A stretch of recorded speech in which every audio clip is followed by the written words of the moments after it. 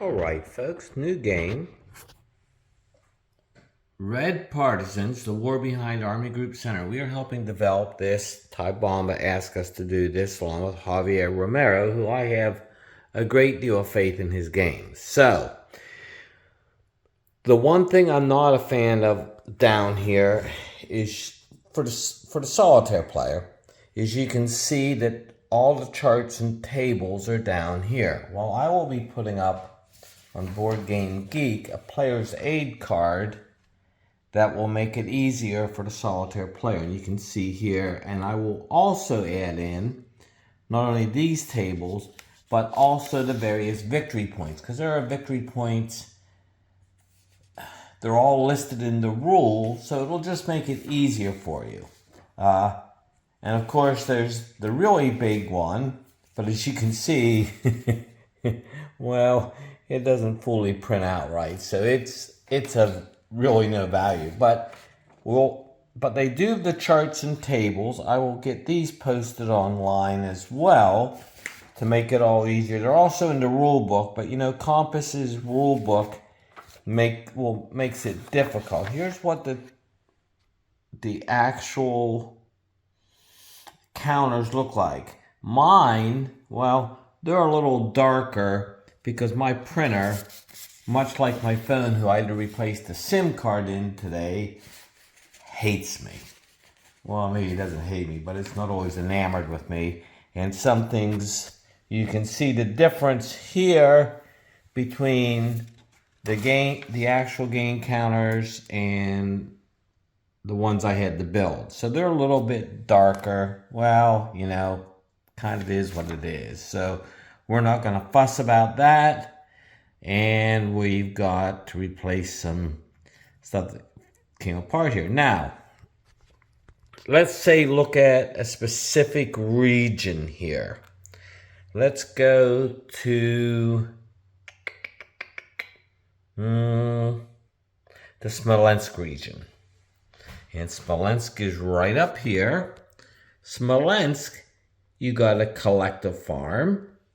You've got a German security unit, and you have a supply depot. And the two here that you see, where my finger is pressed, is the regions. There are various regions here.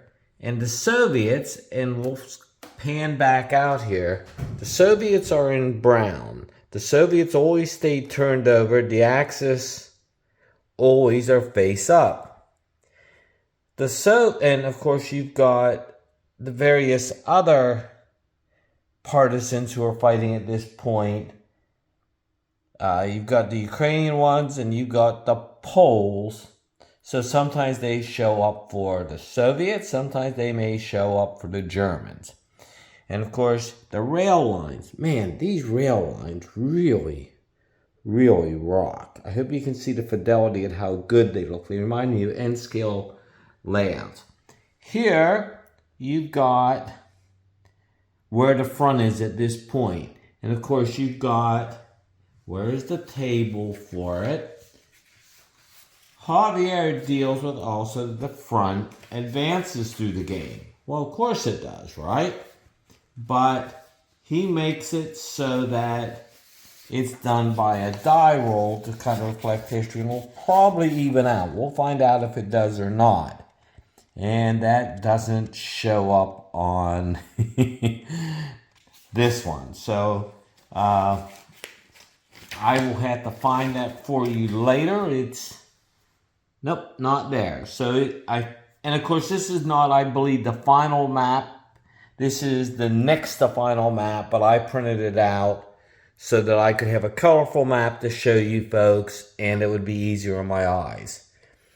I wish, of course, that they had gone ahead and printed things out the opposite direction. But frankly, I don't know how they'd have done that without skewing this map. So, not the most friendly game in the sense for the solitaire player via the map, but a friendly enough map if you're playing two folks, except then the cities, like here or with Gomel, are the only reflect for one person, but then you have things like general government and Greater Germany are read by both players. So, but this is of course, and let's see, do we have a compass rose? Yes, we do. It's a little hard to read. And that compass rose, I don't believe is quite correct, because let's look here, north, south, and if you go from Tula to Smolensk, that's an east-west. So I don't believe the compass rose is correct on this. So again, small thing, and that's the kind of things I'm gonna be paid to develop. Well, I won't be paid anything, but well, it's for the love of the hobby, folks. Okay, a little bit later. Thanks.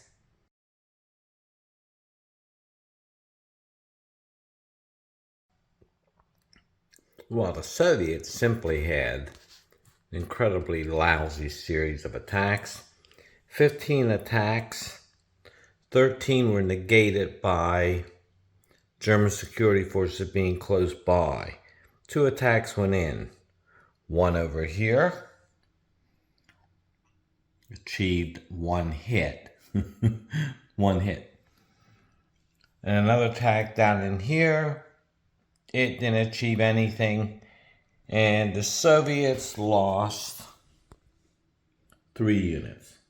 3 partisan detachments were lost. So in balance, not a good turn. Stalin called Beria and Zhukov to his dacha in Moscow, and they had a tete-a-tete, so to speak, about how to do this better. For next turn, the Germans end up getting the UPA to come in on their side, and the Soviets get a slave labor modifier. This should become another interesting turn. All right, folks, we'll see how this one goes.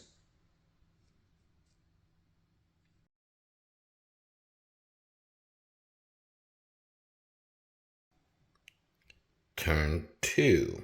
Well,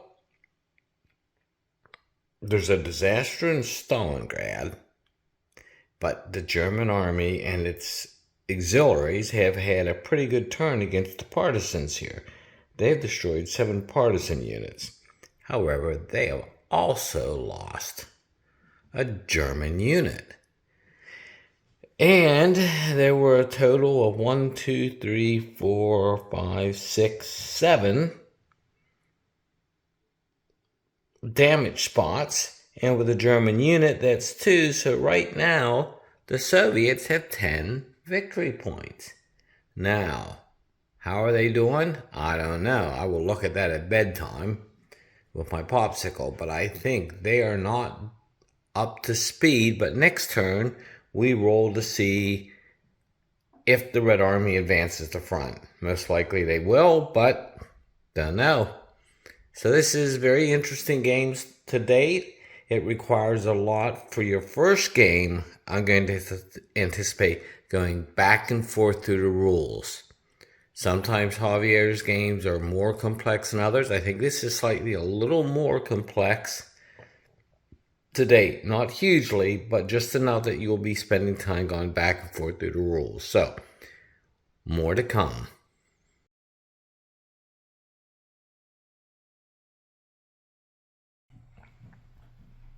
Alright, folks, let's tell a tale on myself here. Yesterday I was telling Ty that, hey, look at this. They've got the compass rose all screwed up. Well, yes, they do. Except it's the compass rose, Compass Game Company one, because the real one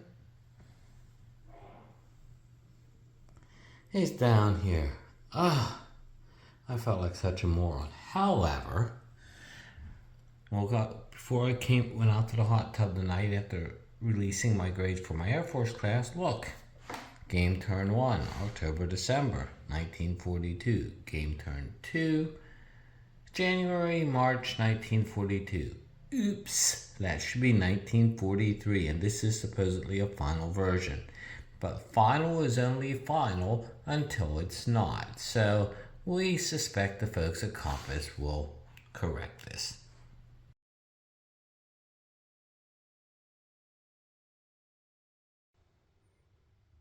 Turn 3. We had 2 regions turn that we had war advance. Okay. We took Kursk and we took the Rej region, which is region 1. You're supposed to take next in order the Kursk region. Well, the Orel region. We didn't agree with taking the Orel region because it didn't fall until August 1944. It just said, August 1943 with the Soviet Kursk counteroffensive. So we said, didn't like that. But our main action here was down here. Lots of partisan activity and partisan activity up here and down here and down here. In total, the partisans got 7 hits. Now, they got 6 victory points for that because this came repaired one and then went on the attack. So they lost 6, but because they got their objectives this term was the rail war, they had 6 rail hits and they got 10 victory points for that. So huge turn for the partisans with 16 points. This means they are now at 26 points at 3 turns. They have the possibility of doing more. Now the Germans got the anti-partisan drive here, and they killed a partisan unit right here. But the Soviet overall, as you can see, the brown units, which are the Soviet detachments, were dispersed enough that they couldn't really focus and kill enough with these anti-partisan forces. And this is the second time they've got this role, and they've been able to get 6 units at a time, but it's not because of the Soviet dispersal. Haven't been able to kill well enough on that. So, turn 4, the Germans get some reinforcements to get ready for the Kursk offensive, to do the back Operation Buffalo action. So, we'll see how that turn goes. This only continues to get more interesting. Taking a long while to play, though, and that's because I'm going back and forth to ensure that I'm not missing anything. So turns are taking longer for me in my developmental phase and in kind of my review and AAR phase than it would take you to play, folks. Thanks.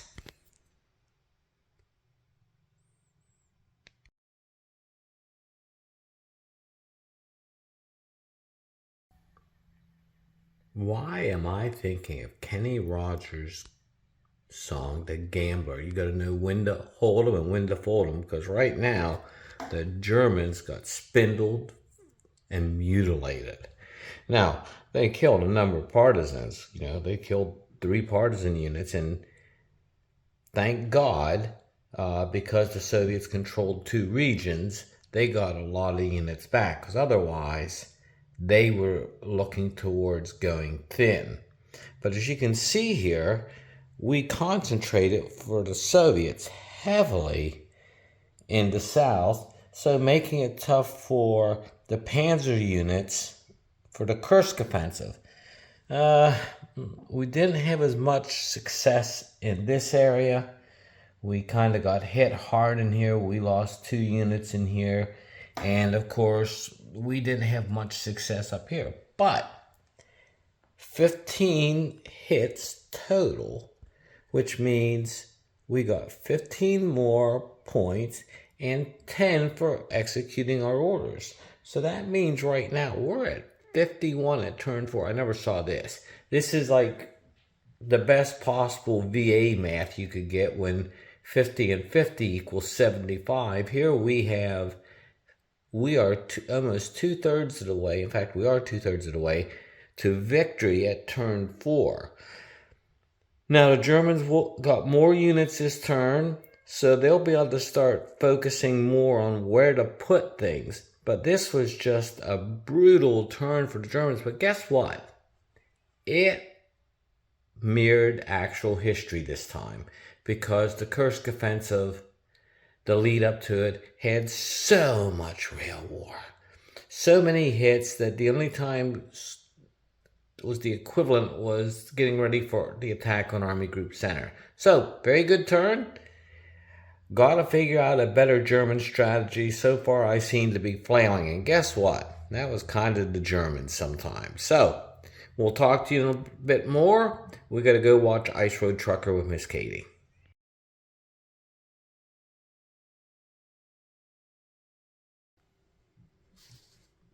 The irony about playing this game, and it's the end of turn 5, is you never is the, oh, how do I want to phrase this? As the German player, you don't feel like you're being terribly successful.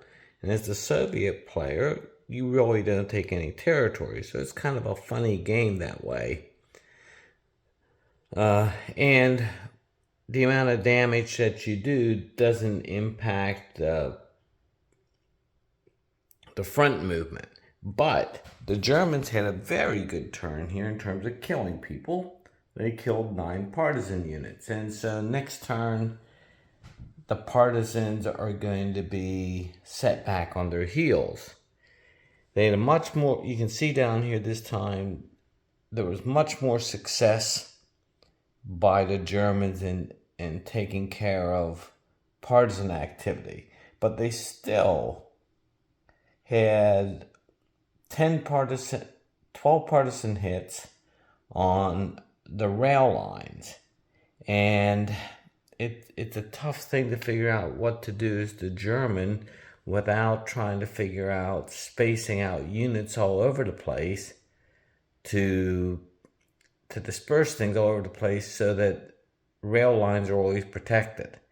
But at times, the Germans actually had companies every so many feet, individual soldiers and companies so many feet apart to guard certain key rail lines and bridges. I've got to say these guys have a good feel for that, for what the material is in terms of game terms, but boy, it's a tough one to figure out as the German. And I'm spending more now. Boy, there's Pennsylvania Dutch for you. Spending more time now trying to figure out what is the ultimate German solution, because we're very close to a Soviet victory on turn 5. And it's helped that we've had 2 or 3 rail wars, and we've met 2 of those, which gave us 20 extra points by going ahead and being successful on orders. I don't know, folks. Everything's playing right. It's just I think the Soviets are having an extraordinarily good game here.